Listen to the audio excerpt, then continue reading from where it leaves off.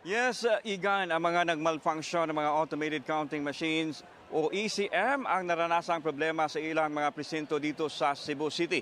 Kagaya na lamang dito sa Lahog Elementary School kung saan mayroong 5 ACM ang hindi gumana kaninang umaga pero nasolusyonan naman ito kaagad ng DSUTEC. Ang Lahog ay isa sa pinakamalaking voting center dito sa North District ng Cebu na mayroong 30,000 registered voters. Samantala, mayroon ding 7 ACM naman ang pumalya sa Guadalupe Elementary School kaninang umaga dahil kailangan pang linisin ang mga lente ng machines. Dahil dito naantala ang pagboto ng mga tao kung saan karamihan mga persons with special need na solusyonan naman din ito kaagad ng DSUTEC.